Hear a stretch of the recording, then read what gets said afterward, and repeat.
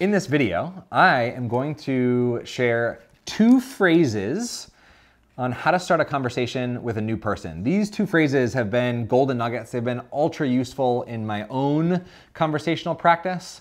They're also things that I advise people. I get to work with some of the top leaders and educators on the planet. And so if you're trying to build a relationship of trust with somebody else, these 2 phrases are immensely helpful in starting a conversation with a brand new person, whether you're at a networking meeting or a date, not my area of expertise necessarily, I'm married, or in an educational setting. These 2 phrases are really, really useful to help you create conversations that matter with new people.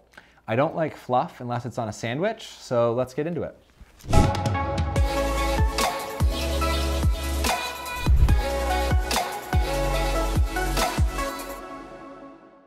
All right, I've got our 2 golden phrases in a crumpled up piece of paper. There's absolutely no symbolism whatsoever for why I crinkled them up other than to dust them off and add them to your pocket. Hopefully you remember them slightly more because I unraveled and revealed them like this. I know this is odd. This phrase is really, really useful because if you want to start a conversation with a new person, you're starting from scratch, right? You're starting from absolutely nothing. And so sometimes the segue into a conversation is gonna feel a little bit jumpy. One of the things I talk about in my TEDx talk is this idea of taking positive social risks. In any conversation, in any relationship development, there is always this awkward bump. And once you're over it, right? You can let it go. But until you get to that point, it's a natural, feeling a little bit awkward in a conversation with a new person is 100% natural until you cross over that anxious bump or that awkward bump and move forward. And so this phrase, I know this is odd, is really useful because it recognizes some self-awareness to the other person. And so I use it a lot of the times before I ask a question. So, hey, I know this is a bit odd, but I'm really curious about blank, blank, blank, blank, blank. I just gave you a little preview into the second phrase as well there. But that phrase kind of points out an elephant in the room and is disarming. One of the things that Google found, they did a big research quest a few years ago to find what are the characteristics of the highest performing teams at Google. And the #1 characteristic that they found was the degree of psychological safety in that team. And I know that you in a conversation with a new person is not necessarily a team at Google and you're not trying to be high performing, but I would say you're probably trying to have a really great conversation.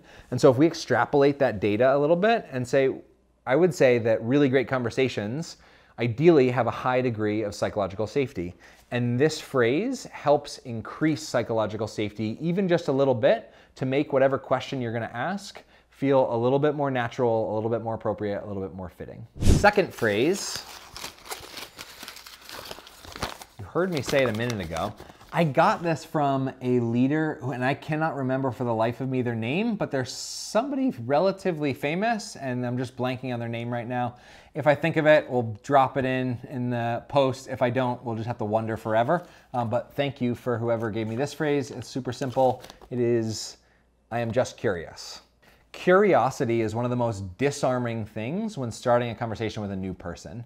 Now there is a caveat, there's a trap that you can fall into when you're being curious about other people, but when you say to somebody else, I'm just curious, or I've just gotta ask, something along those lines, it is typically pretty disarming. Now, I say typically because it is possible to be curious with no empathy. Right? You don't want to turn people into the objects of your curiosity. And so one of the ways, the invites that I have, if you're going to use this and you're going to ask people questions right off the bat, say I'm just curious, but also recognize, would this person be relatively comfortable with me asking about it? And the way that I know that somebody would most likely be comfortable with me asking them a question about something is if it's changeable. So I might not say, hey, I'm just curious, how did your nose get so big or so small or so whatever?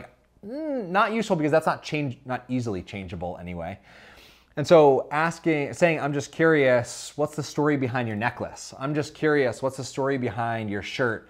Super comfortable because they chose to put on that shirt, they chose to show up and go out in public, and so they've already shared something with you, and so you're being curious about something that already existed in the conversation. I say conversation because there was no words said, but it is part of the conversation because it's in this shared environment. And that's true whether you're online or off. So these two phrases are lovely. If you like them and you want more ideas on how to start conversations with new people, you would love the book that my partner and I wrote. I create these videos because I exist on the planet to gently eradicate small talk and create conversation that matter and make connection and engagement really easy.